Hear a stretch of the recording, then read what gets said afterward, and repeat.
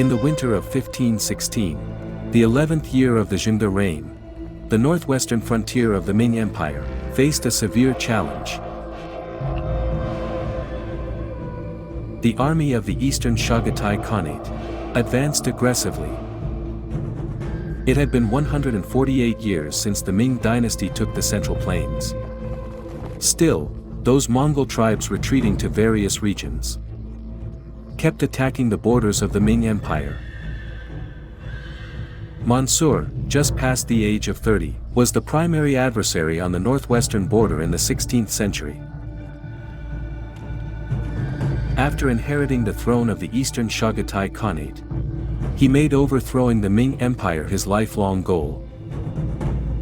But to conquer the Central Plains, he had to seize Suzhou first. For this war, the fierce and battle-hardened Mansur prepared for years. Now, he was confident of victory. However, 30 kilometers west of Suzhou, a towering and majestic fortress stood in his way. The confident Mansur was so daunted by the sight before him. By the general's order, those who surrender their arms will be spared. Loose.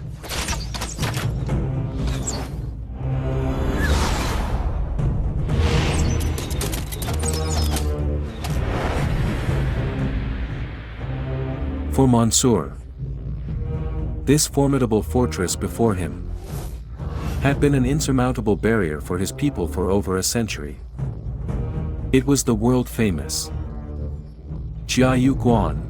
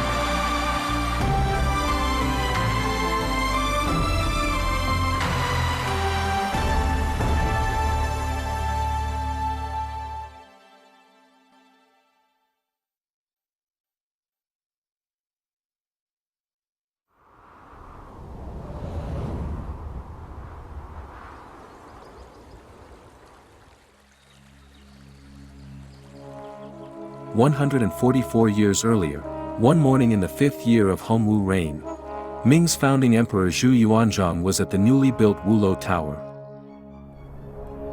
The generals had long been waiting there to discuss the military situation with him. At that time, although the once mighty Yuan dynasty had been overthrown by the Ming Empire, its emperor Togon Timur fled north to the Mongolian plateau, establishing the Northern Yuan regime. The Mongol sphere of influence across Eurasia remained vast. Apart from the Northern Yuan in northern China, there were also the Golden Horde in Russia, the Eastern Chagatai Khanate in Xinjiang, and the Timurid Empire in Central Asia. They coexisted with the Ming Empire, becoming its greatest security threats. Ming had already captured Dadu, and the Yuan forces had retreated to the northern deserts. If Zhu Yuanzhang wanted to claim the entire political legacy of the Yuan dynasty, he had to send troops north.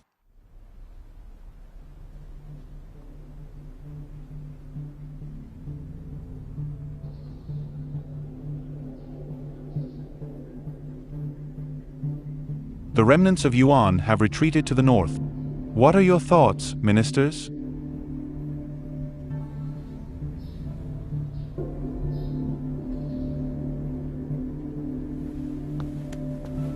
Your Majesty, the barbarians are still out there, raiding south frequently.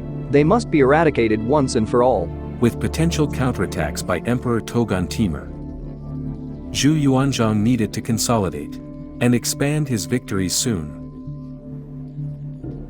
But the vast grasslands were home to the Mongols. He was not so sure about a northern campaign, even when his trusted minister, Li Wenzhong, petitioned to fight. Though the remnants of Yuan are in decline, they still command an army of 1 million and have vast territories. They cannot be underestimated. What gives you confidence to wipe them out once and for all?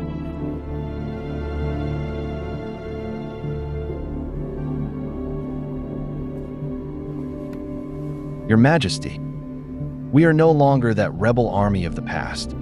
Your Majesty is now the wise ruler, and all under heaven belongs to the sovereign. You support a northern campaign, too? Xu Da's words greatly encouraged Zhu Yuanzhang. Even Feng Sheng, who had been reluctant to campaign, had no choice but to volunteer for it. What do you think, General Feng? Your Majesty, I think the two generals are right. I second their proposal. I shall march north and crush the remnants of Yuan. I shall too. I shall, too. We shall too. For days later, 3 elite armies of the Ming Empire began their march north. Xu Da was appointed general of the campaign, leading the central route northward, which was the main offensive direction. Li Wenzhong was appointed left deputy general, commanding the right flank, advancing eastward in a pincer movement to provide coordinated support from the side. Feng Sheng was appointed west conquering general, his forces moving toward the Heshi corridor as the left flank, to take the northwest and contain Yuan forces on the western front. The war in the 5th year of Hongwu reign is called the Lingbei Campaign. Both Zhu Yuanzhang and the court wanted to deliver a crushing blow to the northern Yuan on the grasslands. Through this campaign, the Ming Empire, high-spirited and confident, launched a massive military operation with lightning momentum, hoping to permanently eliminate the northern Yuan threat.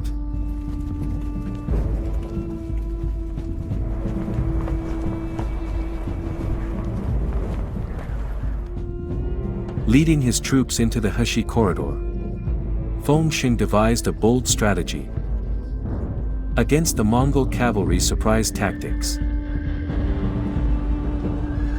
He had General Fu Yoda select elite light cavalry for a rapid advance, swiftly taking Yongchang, Ganzhou, Suzhou, Egina, and reaching Guizhou.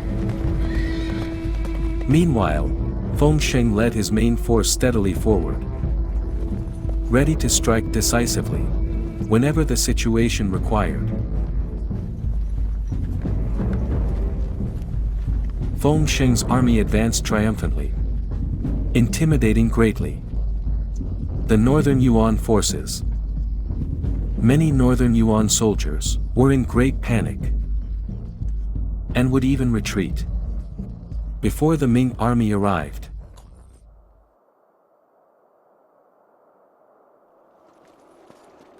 But just as Feng Sheng was to press the advantage, devastating news arrived. Qiu De and Li Wenzhong's forces had fallen into ambushes due to reckless advances. Almost annihilated. The northern campaign had failed. Feng Sheng, now fighting alone, had no choice but to withdraw.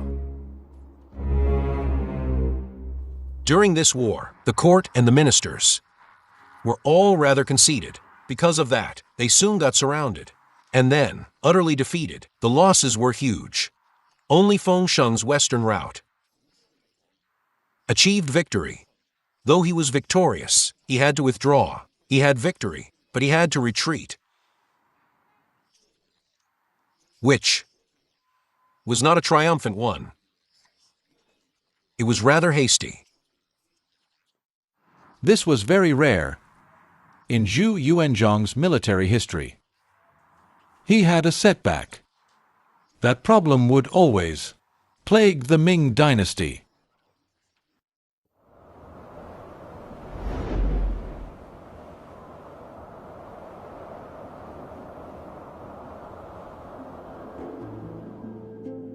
As the Western Army retreated along the Heshi corridor, Feng Sheng suddenly halted. They were at Jiayu Mountain. Feng Sheng noticed. In that area, the mountain ranges in the north and south closed up, with the pass in between down to 8 kilometers wide, similar to a throat. To the west, there was the Yumengguan. To the east, the northwestern stronghold of Suzhou. To the south, the towering Qilian Mountains. And to the north, the edge of the Badain Jiren Desert. This place had long been a historic frontier town. On the rocky cliffs of the northwestern mountains where Feng Sheng had never set foot, stretched a 2-kilometer-long gallery of black mountain rock paintings, dating back to the Warring States period, and beneath the Gobi Desert he traversed, lay over 1,400 mural brick tombs, from the Wei and Jin dynasties. The past had been buried by wind and sand. Centuries had passed. Yet to a seasoned strategist like Feng Sheng, this remained an ideal strategic stronghold. If a sturdy fortress were built here, it would greatly impact the empire's western frontier. Feng Sheng pondered deeply. His gaze lingered on the distant snow-capped peaks of the Qilian Mountains. He remained silent. The Heshi corridor was an extremely vital strategic area for westward expansion. If you don't take control of it, you can't advance westward. So, occupying this region held immense military significance. Having fought their way there, they had to secure control of the area. Feng Sheng may have appeared hasty, but he had likely deliberated for a long time. He must have long noticed. In the western regions, especially in the Heshi corridor, the gateway to the western regions, there was a choke point. And at Jiayuguan, a narrow passage, just a few kilometers wide, a fortress built here, would secure the entire area.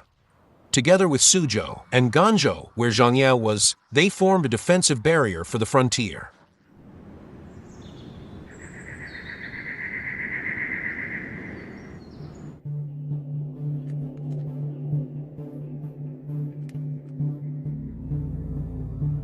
Meanwhile, Emperor Zhu Yuanzhang in his palace felt restless and anxious. The northern campaign had failed him. He always maintained sober awareness of the Mongol strength. The campaign failed to eliminate their threats. Both sides were locked in a prolonged stalemate. The Mongols continued probing and harassing the Central Plains borders. After years of battles, Zhu Yuanzhang had grown weary of war. His country also needed recuperation. And the current situation left him deeply troubled. And now, a courier from Fengsheng arrived at the palace. He petitioned the emperor to build a fortress at Jiayu Mountain, in the Heshi corridor. Reading the petition, Zhu Yuanzhang was delighted. Though he had never visited the West, he knew since the Qin and Han dynasties, the Heshi corridor had always been a critical strategic passage. It must be an excellent defensive gateway. Moreover, its name was auspicious. Jiayuguan.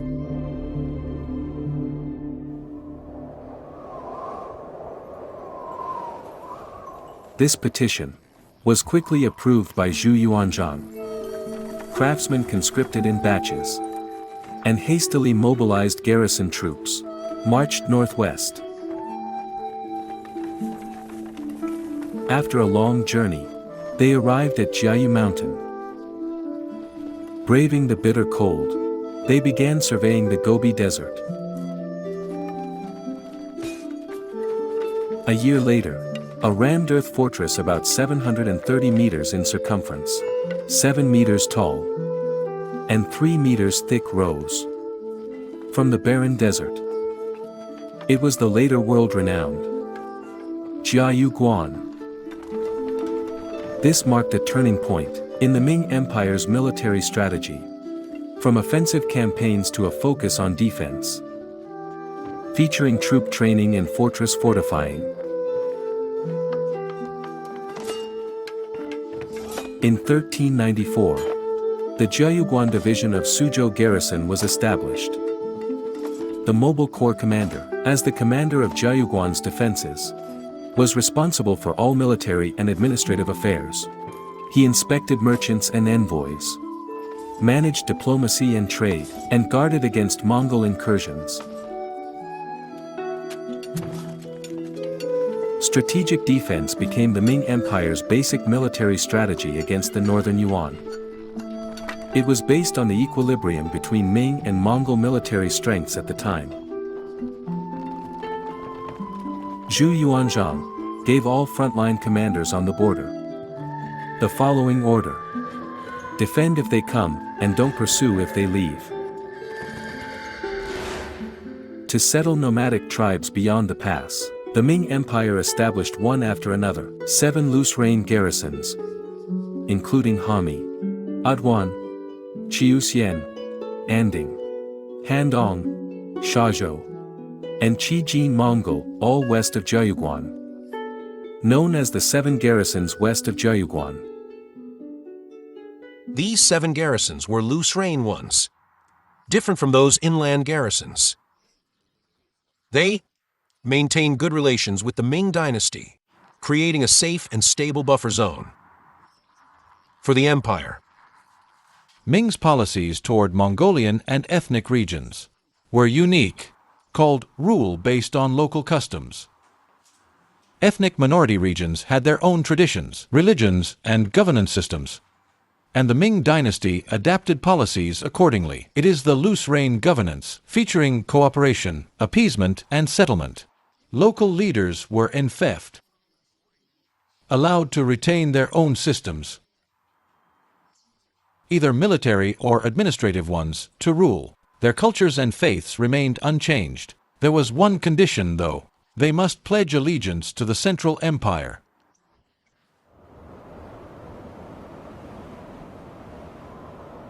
Ming adopted a strategy of gradual expansion, adapting to local conditions in the western regions. The 7 garrisons west of Jiayuguan became a vital defensive barrier in the northwest.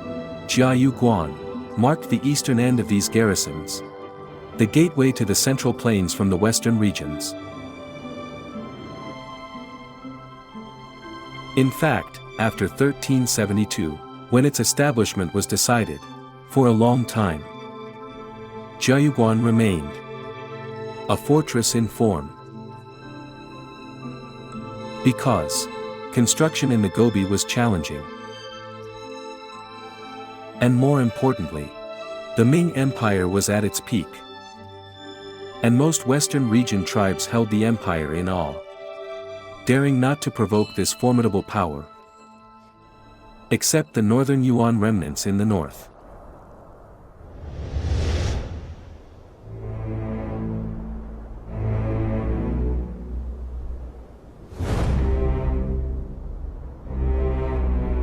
Around the time of Zhu Yuanzhang's death, the northern Yuan was embroiled in internal strife.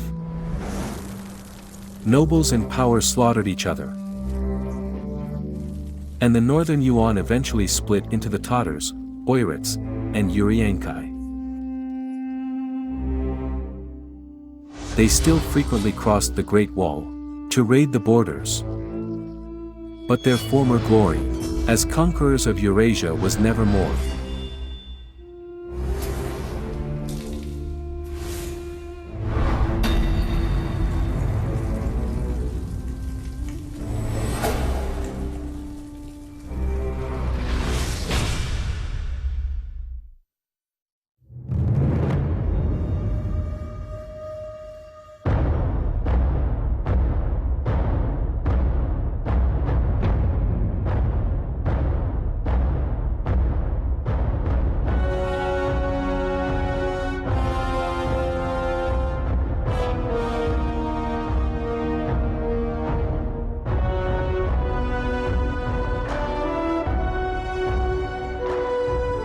In 1402, Zhu Di ascended the throne in Nanjing.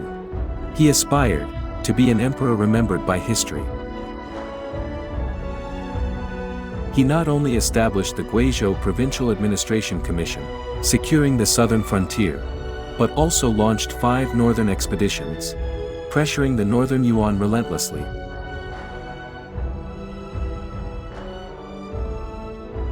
Meanwhile, he maintained trade with states in the western regions. Alliances with them through trade were central to Ming's foreign policy. This policy was implemented by Gansu garrison in the Heshi corridor. Thus, as the Ming Empire's gateway, Jiayuguan assumed the management of trade on the Silk Road.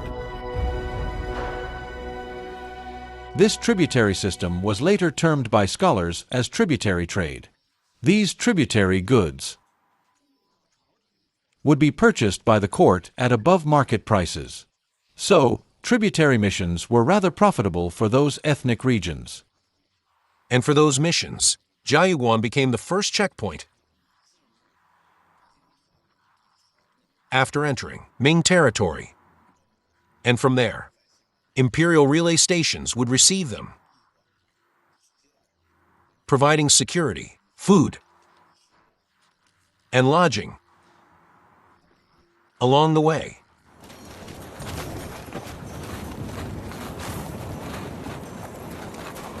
In 1409, Shah Rukh of the Timurid Empire sent a 150-member mission eastward. In the summer of the following year, they passed through Jiayuguan. This colorfully dressed mission, bearing exotic goods, was warmly received by both guards and locals. After stopping there, they eventually reached the capital, Yingtian Prefecture, later known as Nanjing. Zhu Di was greatly pleased. He provided escorts for their return trip, and formally dispatched envoys to Timurid. To the Ming Empire, Jiayuguan was the gateway for east-west exchanges. There were strict formalities for passing, and court-issued travel passes were required. Guards there meticulously recorded all visitors from the western regions.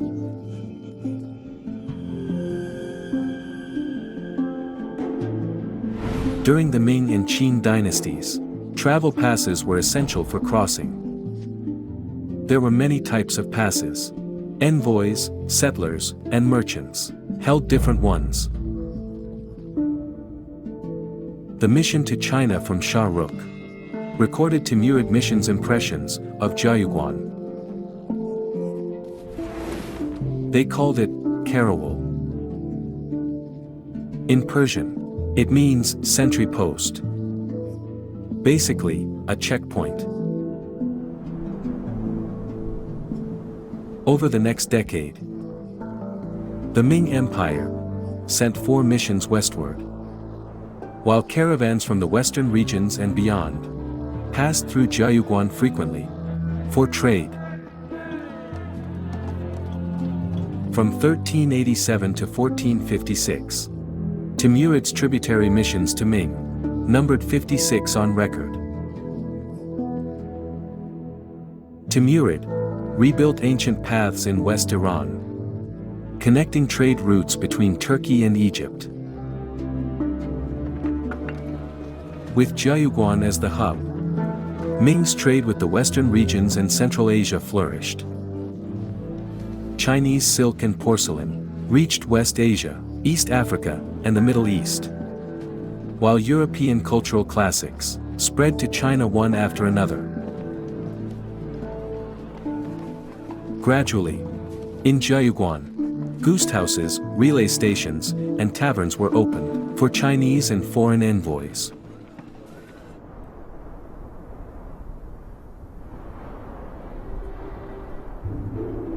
In 1421, Zhu Di moved the capital to Beijing, strengthening the empire's northern defenses.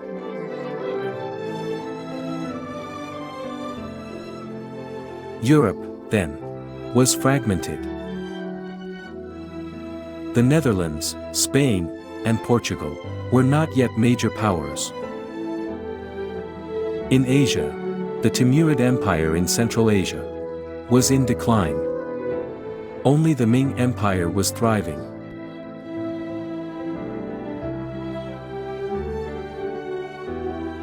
States on mainland Southeast Asia aligned with Ming, and Japan and Korea also submitted to the empire.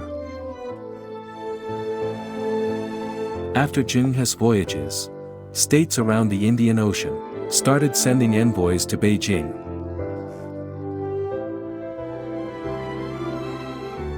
No one ever foresaw the Ming Empire's decline soon.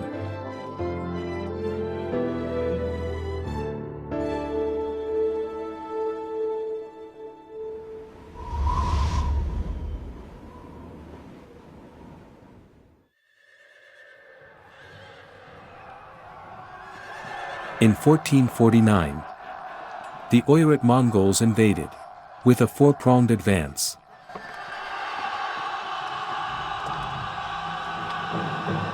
Emperor Ingzong Zhu Qizhen personally led the campaign against the northern Yuan.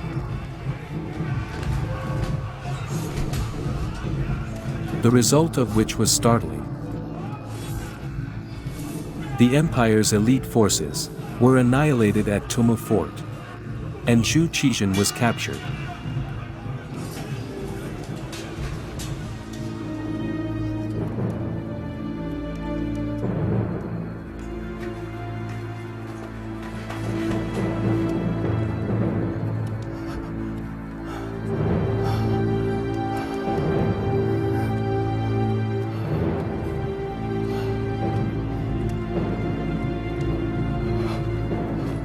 This catastrophic defeat was the worst crisis in Ming's history.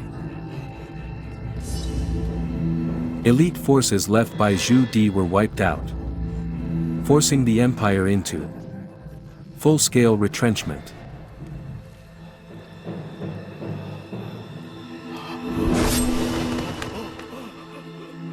When the Oirat Mongols' army advanced to Datong and Xuanhua, no one in court, including the emperor and the ministers, was ready for war. They assumed the emperor leading the troops personally would scare the enemy away. They still held onto the illusion of a powerful empire. So, their army of hundreds of thousands didn't march out there for battle. They traveled slowly. As they reached Datong, they sensed something wrong. The situation was dire. They got scared and started pulling back. When they got to Tumu Fort, the Oirat forces surrounded them and basically eliminated them. It was not just a defeat in battle. It reflected the shifting balance between the power of Ming and the Mongols and the changing situation. Although the emperor was captured, Ming was still very powerful, but the psychological blow to them was great. And a lot of times, it affected Ming's judgment of situation and decision-making. The empire started in full scale the construction of defensive walls against the Mongols. Decision-makers had to rely on the northern walls to maintain the empire's frontier defense. Ultimately, this massive northern defense project built by pooling the country's resources was completed. Its total length reached 8,851.8 kilometers. It started from Hushan by the Yalu River in the east, passed through Liaodong and Shanhaiguan, and ended at Jiayuguan in the Qilian Mountains in the west. Between the two ends was a wholesome structure. Jiayuguan, as the intersection of the Silk Road and the Great Wall, and their only overlapping point, was both a crucial military hub and an economic lifeline. Between 1488 and 1505, along the Great Wall, the Ming Empire established Liaodong, Jizhou, Xuanfu, Datong, Taiyuan, Yansui, Ningxia, Guyuan, and Gansu.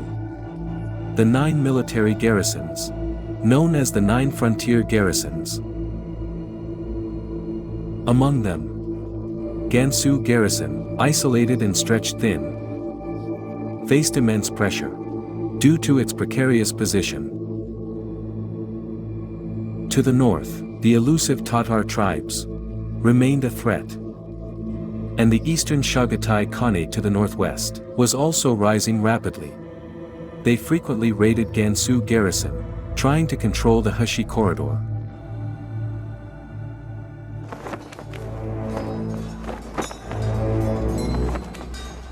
During the Zhengde Reign, Mansur emerged from the Mongol hereditary nobility and inherited the throne of the Eastern Chagatai Khanate. His greatest ambition was to reclaim the Central Plains and restore the glory of the Mongol Empire.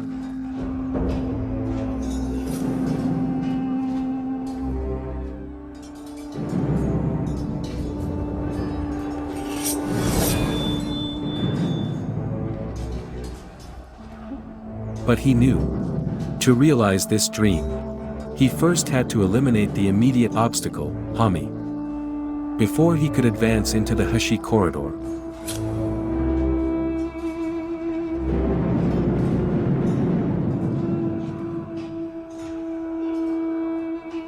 The remnants of the Yuan dynasty were mostly in opposition to Ming.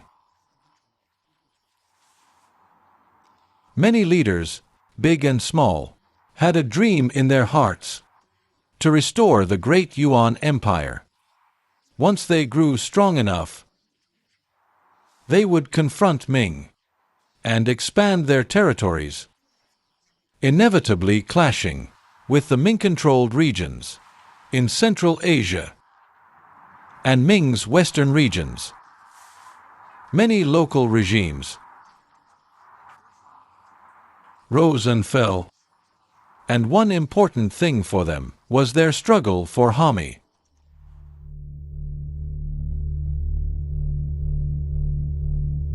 Hami, the westernmost of the 7 garrisons west of Jiayuguan, was situated at the foot of the Tian Shan Mountains, as it was at a crossroads of 2 major routes. It became a vital hub on the Silk Road. Since the Han Empire, it had been under the rule of the central dynasties. Emperor Wu of Han established a protectorate here, appointing a commandant to oversee affairs. In 1404, the Ming Empire incorporated it into its territory. After that, all tributary envoys from states trading with Ming had to pass through Hami. And Hami provided translators to escort them to Jiayuguan. For states not having tributary relations with Ming, If they wished to trade with Ming, their petitions had to be submitted by the leader of Hami. Hami and Jiayuguan supported each other, both being critical strongholds for Ming's northwestern defense and the Silk Road.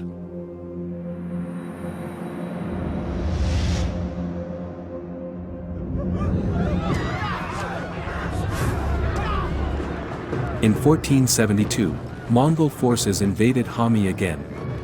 Residents there fled to Gansu to escape the war. But whenever Ming sent envoys or troops to intervene, the Mongols would withdraw. Thus, Ming and the Mongols engaged in a prolonged tug-of-war over this city. This situation lasted for a long time.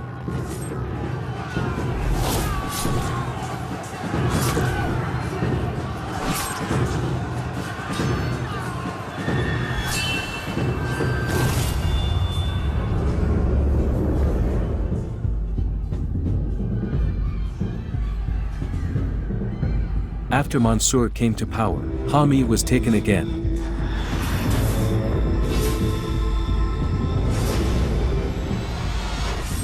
Using Hami as a springboard, he repeatedly raided the Hashi corridor, plundering and looting.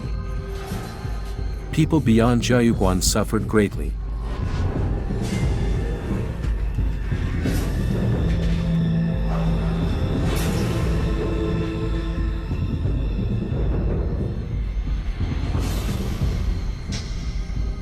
While raiding the Hashi corridor, Mansur also sent envoys to negotiate with Ming.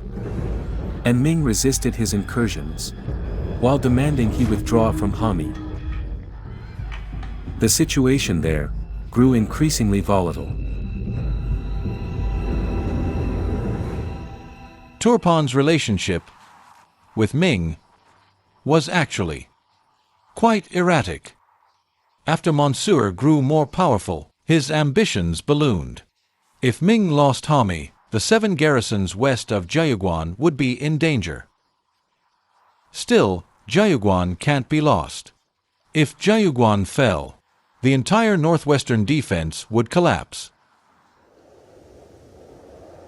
So, the Ming Empire had to change its tactics. They tightened defenses, closed trade routes, and imposed strict embargoes on the Mongols.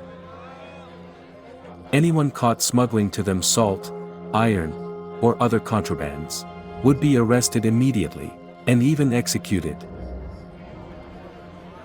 The Mongolian plateau had little resource to offer. Under Ming's strict embargo, they couldn't even get an iron pot, let alone forge weapons. So, obtaining resources from the Central Plains became a desperate need for Mongol tribes. They raided Ming's borders repeatedly, looting before retreating, which became their common tactic.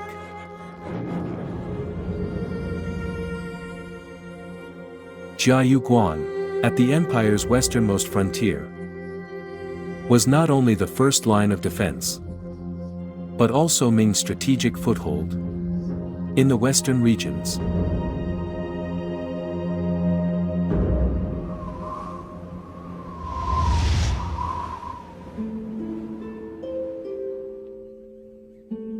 In the spring of 1506, Li Duanchen, vice commissioner of Suzhou's military defense, was heavy-minded. If wars started, and Mansur or other tribes attacked, this crude fortress would not withstand the assault.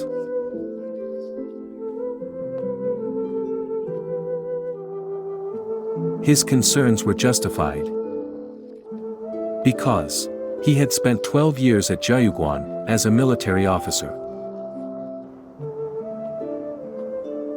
He had led troops beyond the pass, retaking Hami from Turpan,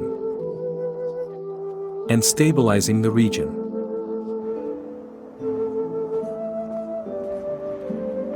Years of harsh frontier life had turned his hair gray. As he climbed up the familiar fortress, before him stood the Shilua watchtower, whose construction he supervised 10 years ago. In the previous 123 years, Jiayuguan had been a simple earthen fortress. It had walls but no towers. After his persistent appeals, the court finally approved his expansion plan. And this three-tiered watchtower was built. But he knew better than anyone that the pass's current defense was far from enough.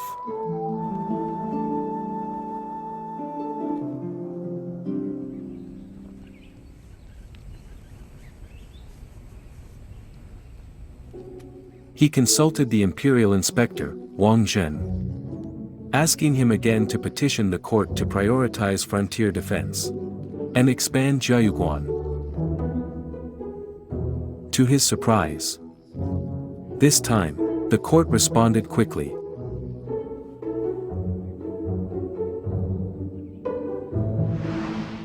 Li Duanqing was authorized to recruit architects and skilled craftsmen nationwide. He also issued construction standards and requirements. He planned to build Guanghua Tower and Royuan Tower on top of the east and west entrances in the inner wall, to be modeled after the Shilua watchtower, and to reinforce the perimeters. Soon, a master architect named Yi Kaijan arrived at Jiayuguan after a long journey, with his hand-drawn plans. The design he presented impressed Li Duanqing.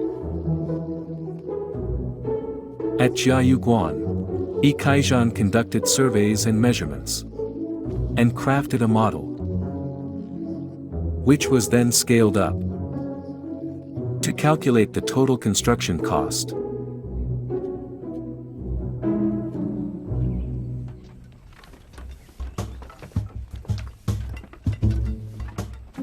In early summer, the expansion officially began. On the Gobi Desert, a frontier fortress worth its name started construction. Workers quarried suitable rocks from the Chilean mountains, felled thick trees, and even built a dedicated brick kiln.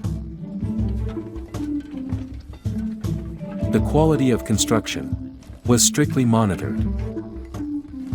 Any shortcuts or defects would be met with severe punishment. Each brick was even stamped with the maker's name for accountability.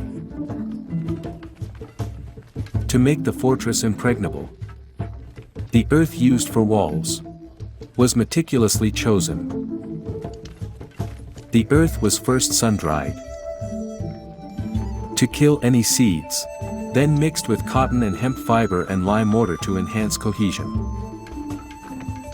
Completed walls would undergo rigorous quality tests. If an arrow could pierce the wall at a set distance, that section would be rebuilt. Compared to brick towers, the earthen walls were equally impressive, able to endure centuries without deformation.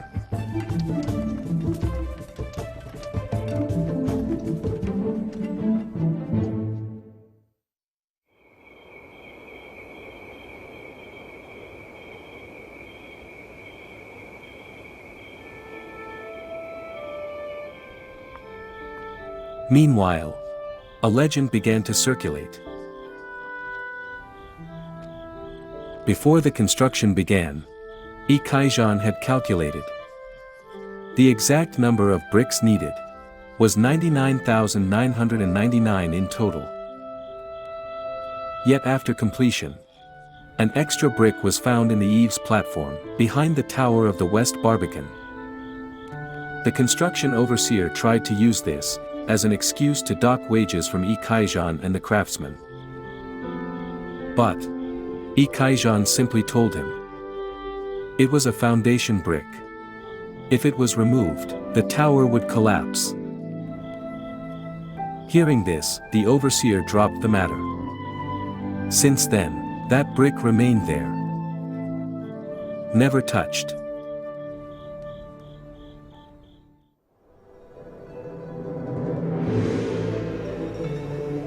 In February 1507, 3 majestic towers of Jiayuguan were completed, taking less than a year. Initially, Jiayuguan was a 6-meter-high earthen fort, covering 2,500 square meters. After expansion, it reached over 33,500 square meters, comprising outer walls, inner walls, and barbicans. The Ming Empire perfected fort defense into a complex system, comprised of walls, gates, barbicans, watchtowers, and archery platforms, designed to weaken enemies before sieges and to alleviate siege pressure.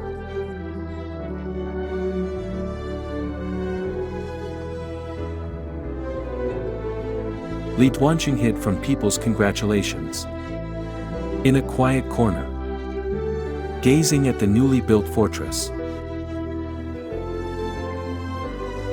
He felt such fulfillment from the completion of this project.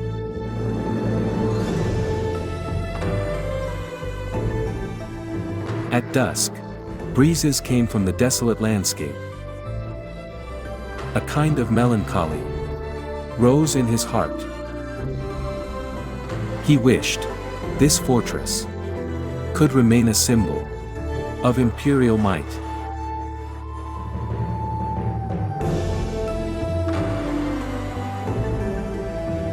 Nine years after Li Duanqing upgraded Jiayuguan, it stopped being a mere symbol and became a fiercely contested military stronghold.